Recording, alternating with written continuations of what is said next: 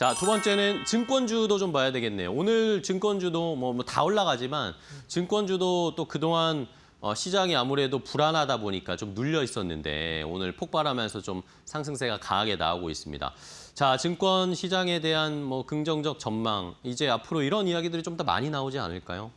그렇죠. 이제 뭐 어떻게 보면 이제 주주 친화적인 정책을 그동안에 증권주들이 그렇게 많이 하지는 않았습니다. 네. 하지만 이외 밸류업 프로그램과 더불어서 정부의 여러 가지 3차 상법 개정이라든지 이런 부분들로 통해서 주주 친화적인 정책이 우호적으로 좀 바뀌고 있다라는 거를 눈여겨보셔야 될 것 같고요. 네. 그리고 이제 그동안에는 전쟁발 이슈로 인해서 매매를 하기 상당히 좀 꺼려한 투자자들이 많은 것 같다라고 생각을 할 수가 있습니다.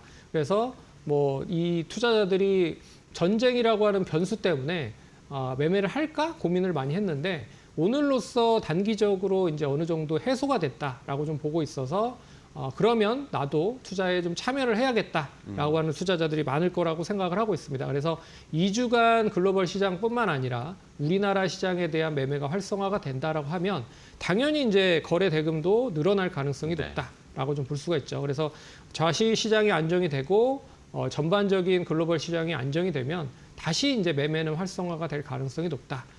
증권주들은 아시다시피 매매를 많이 하면 할수록 받는 수익 브로커리지에 대한 수익성이 어느 정도 존재하기 때문에 이게 무시 못하는 그런 점이다라고 좀 봐야 될 것 같고요.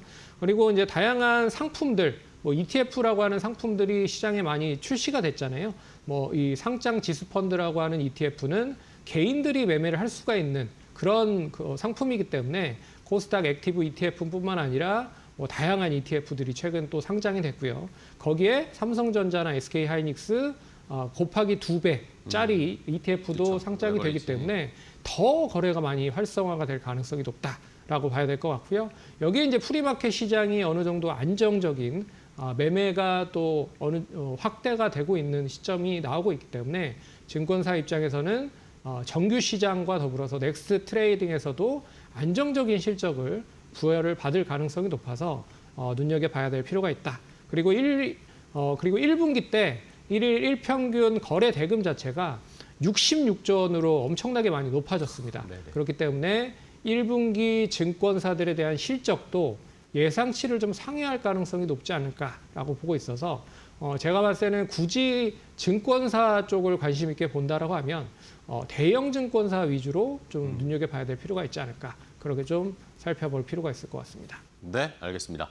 자, 증권주들이 오랜만에 오늘 또 다 같이 힘을 내면서 붐을 뿜고 있는데 그러면 팀장님이 마지막에 대형 증권사 위주로 좀 봐야 된다라고 해주셨잖아요. 그러면 증권사 대형주들 중에 어떤 거 좀 볼까요?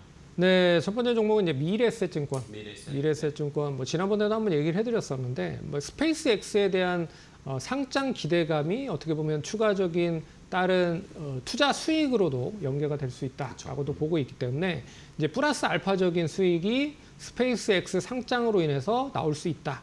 이게 이제 스페이스X가 상반기 때 상장을 한다라고 하니까 거기에 대한 이슈는 계속 이어질 가능성이 높고 여기에 안정적인 브로커리지의 수익성이 회복이 된다라고 하면 역시나 뭐 고점을 계속 갱신한 흐름으로 전개될 가능성이 높다라고 봐야 될 것 같고요. 그리고 두 번째 종목은 한국금융지주도 한번 관심 있게 보면 좋지 않을까라고 봐야 될 것 같습니다. 네. 동사도 역시나 이제 고점 대비했을 때 단기적으로 한 30% 이상 하락을 했고요.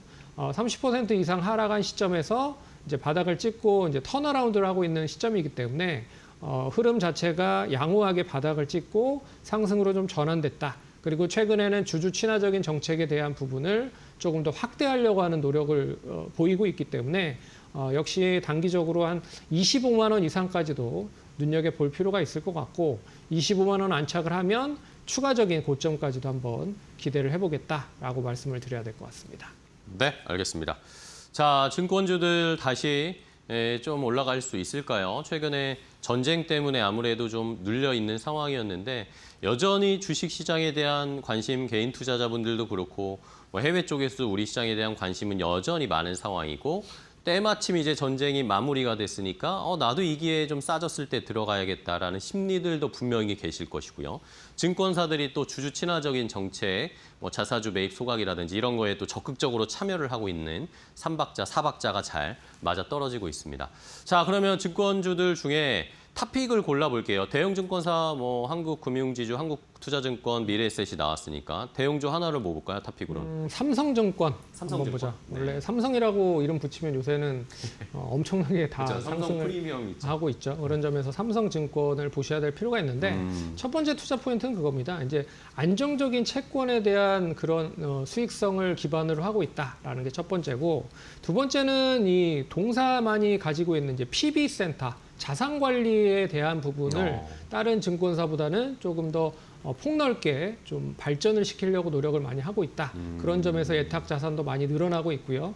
그런 점도 눈여겨봐야 될 필요가 있을 것 같고, 그리고 동사 이제 실적이 당연히 높아질 가능성이 높죠. 네. 그런 점에서 실적이 높아지고 자본에 대한 것도 높아지면 지금 PBR이 1.2 정도가 나오는데 이 PBR이 1배 이하로 떨어질 가능성도 높다. 왜 그러냐면 수익에 대한 거가 자본으로 연결이 되면 당연히 이제 자본이 높아져서 PBR 자체가 낮아질 수밖에 없잖아요. 네네. 그런 점에서 PBR 자체로도 좀 가격 매력이 존재할 가능성이 높다라고 좀 볼 수 있기 때문에 오늘 일단 뭐 10만 5천 원 정도 흐름으로 좀 전개되고 있다. 뭐 내일이나 내일 모레 조금 조정을 거친다라고 해도 10만 5천 원 내외에서는 단기적으로 매수 가능하다라고 말씀을 드릴 수 있을 것 같고요.